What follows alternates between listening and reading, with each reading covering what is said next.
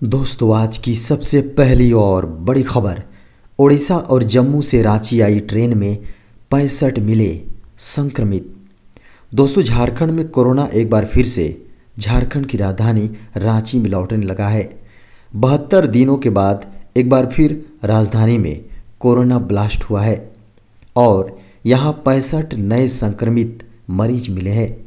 सभी अलग अलग शहरों से रांची पहुँचे हैं। इसमें 55 अकेले पुरी से आने वाली तपस्विनी एक्सप्रेस से मिले हैं, जबकि 10 मरीज जम्मू तवी हटिया संबलपुर एक्सप्रेस और राउरकेला हटिया पैसेंजर ट्रेन से पहुंचे थे। इसके साथ ही रांची में सक्रिय मरीजों की संख्या एक बार फिर से 100 के पार यानी 117 पहुंच गई है। झारखंड में कक्षा 1 से 12वीं तक के पाठ्यक्रम में बदलाव की तैयारी। दोस्तों, नई शिक्षा नीति के अनुसार झारखंड में कक्षा 1 से 12वीं तक के पाठ्यक्रम में बदलाव किया जाएगा। स्कूली शिक्षा एवं साक्षरता विभाग ने इसकी तैयारी शुरू कर दी है। शैक्षणिक सत्र 2023-24 से नए पाठ्यक्रम के अनुसार ही पढ़ाई होगी। झारखंड में फिलहाल कक्षा 1 से 8 तक के पाठ्यक्रम में झारखंड से जुड़े विषयों को शामिल किया गया है। वहीं कक्षा 9 से 12वीं तक की कक्षाओं में NCERT की किताब के आधार पर पढ़ाई होती है। नई शिक्षा नीति के तहत सामाजिक अध्ययन व कुछ अन्य विषयों में झारखंड से जुड़े विषय को शामिल किया जाएगा। केंद्र ने त्योहारों से पहले राज्यों के लिए जारी की कोविड एडवाइजरी। केंद्र सरकार ने शनिवार को राज्यों को कोविड एडवाइजरी जारी की है और लोगों से ऑनलाइन शॉपिंग करने का आग्रह किया है। केंद्र ने अपनी एडवाइजरी में लोगों से जितना संभव हो उतना यात्रा करने से बचने, जी हाँ, कम करने से बचने का भी आग्रह किया है। केंद्र ने राज्यों और केंद्र शासित प्रदेशों से यह सुनिश्चित करने को कहा है कि कोविड-19 महामारी के मद्देनज़र आगामी त्यौहार अत्यधिक सावधानियों के साथ सुरक्षित तरीके से मनाएं। केंद्रीय स्वास्थ्य सचिव राजेश भूषण ने राज्यों और केंद्र शासित प्रदेशों को लिखे पत्र में कहा कि कोविड मामलों में किसी भी वृद्धि पर काबू के लिए पिछले महीने जारी मानक संचालन प्रक्रियाओं का पालन किया जाना चाहिए। केंद्र ने एडवाइजरी ऐसे समय में जारी की है जब कुछ राज्यों में दुर्गा पूजा उत्सव के बाद कोरोना वायरस के मामलों में वृद्धि देखी गई है। बता दें कि एडवाइजरी में केंद्र सरकार ने कहा कि राज्यों और केंद्र शासित प्रदेशों को त्योहारी सीजन के दौरान कोरोना वायरस से जुड़ी सावधानियां सुनिश्चित करनी चाहिए। दूसरे राज्यों से आ रहे लोग मिल रहे पॉजिटिव, सीमा पर बढ़ेगी जांच।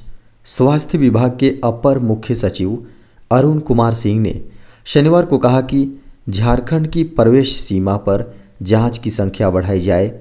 जो भी संक्रमित मिले उन्हें तत्काल हॉस्पिटल में एडमिट कराएं। साथ ही उनका कॉन्टैक्ट ट्रेसिंग भी करें और ट्रैवल हिस्ट्री का पता लगाएं।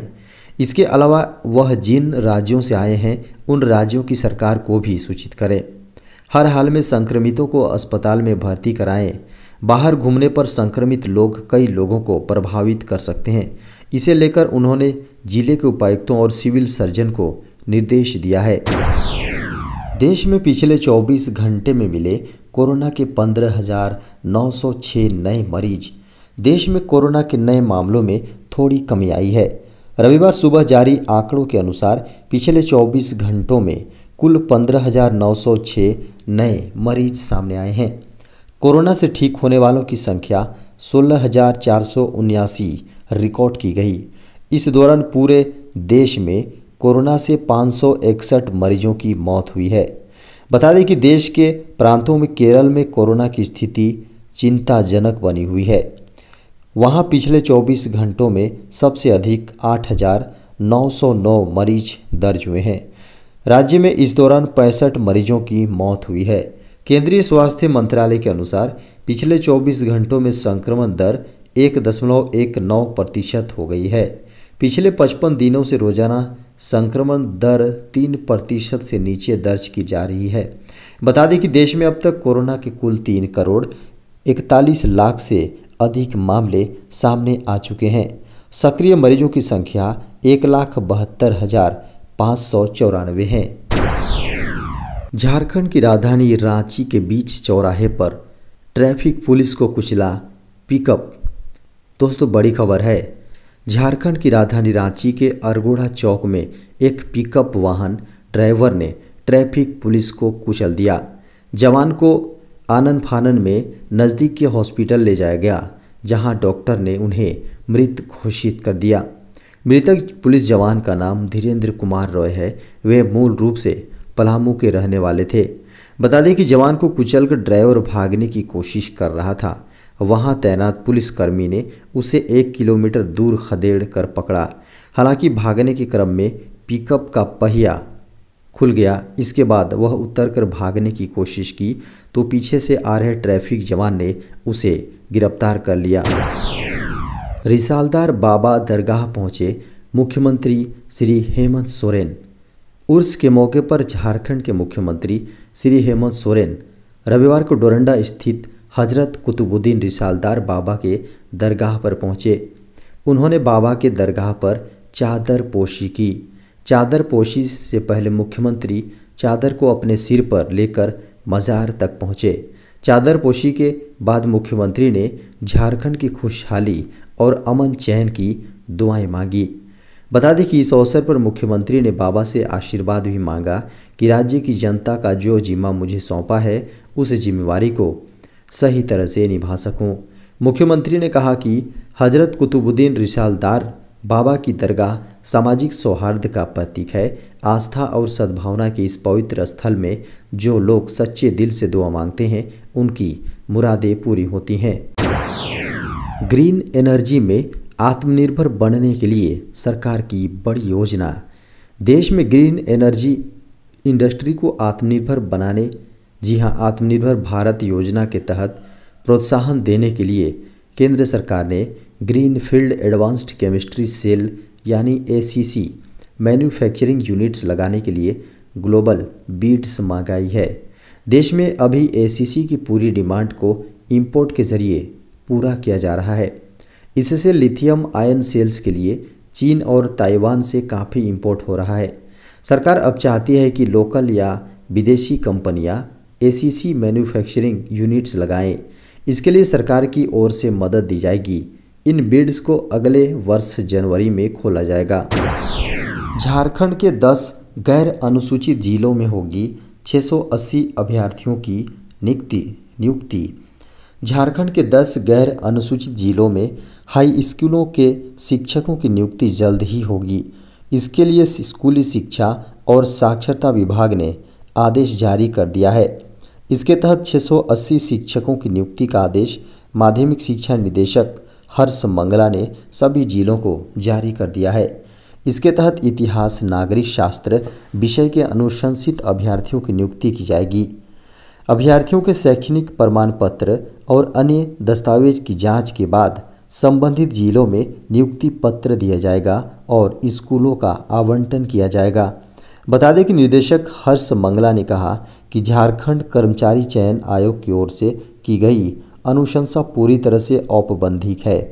आगे की कार्रवाई के लिए संबंधित जिला स्तरीय स्थापना समिति की पूरी तरह से जवाबदेही होगी कि वह छानबीन, भौतिक जांच और दस्तावेज के सत्यापन के बाद जल्द से जल्द नियुक्ति से संबंधित अंतिम फैसला लें। डाटा एंट्री ऑपरेटर सहित कई पदों पर निकली भर्ती।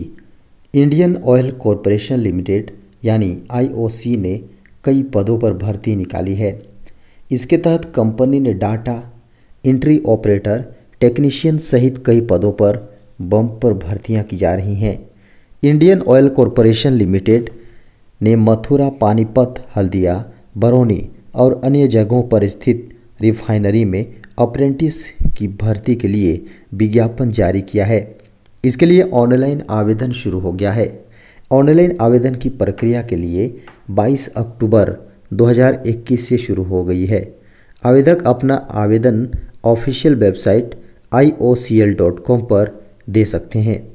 बता दें कि ट्रेंड ऑपरेटिस और टेक्नीशियन अप्रेंटिस में कुल 1900 रिक्तियों के लिए योग्य उम्मीदवारों से ऑनलाइन आवेदन आमंत्रित किए जा रहे हैं। अपराधियों ने 80 लाख की गहना चोरी की। अपराधियों से पुलिस वाले 55 लाख के गहने चोरी कर ली। दारोगा समेत 3 पुलिसकर्मी गिरफ्तार। झारखंड के सिमडेगा जिले से बड़ी खबर सामने आ रही है। सिमडेगा जिले की पुलिस पर लाखों के चोरी का जेवर खपाने का आरोप है। दारोगा समेत 3 पुलिसकर्मी को हिरासत में लेकर जेल भेज दिया गया है। दरअसल रायपुर के एक आभूषण दुकान से 80 लाख रुपए के गहनों की चोरी हुई थी। इसी मामले में 80 लाख के गहनों में 55 लाख रुपए के गहना चोरी मामलों में दारोगा समेत 3 पुलिसकर्मी को गिरफ्तार कर जेल भेज दिया गया है, जिसमें सिमडेगा के बांसजोर के ओपी प्रभारी रहे sub inspector Ashish Kumar, sub inspector Sandeep Kumar और चालक आरक्षी मोहम्मद शाहिद रजा खान को रविवार को जेल भेजा गया। बता दें कि शनिवार को तीनों को गिरफ्तार किया गया था। 80 लाख के गहनों के बजाय 25 लाख के गहनों की बरामदी दिखाई थी। रेल यात्रियों की फिर से होने लगी कोरोना जांच, अधिकारियों को किया गया सतर्क। कोरोना की तीसरी लहर को ध्यान में रखते हुए एक बार फिर से रेलवे स्टेशनों पर यात्रियों की कोरोना जांच शुरू की गई है। इसके तहत स्टेशन पर प्रवेश करते हुए यात्रियों को रोककर जांच की जा रही है। खासकर ट्रेन से उतरने वाले यात्रियों को भी बाहर निकलने के पहले ही जांच की जा रही है। इसके लिए आरपीएफ और रेल पुलिस को खास दिशा निर्देश दिया गया है।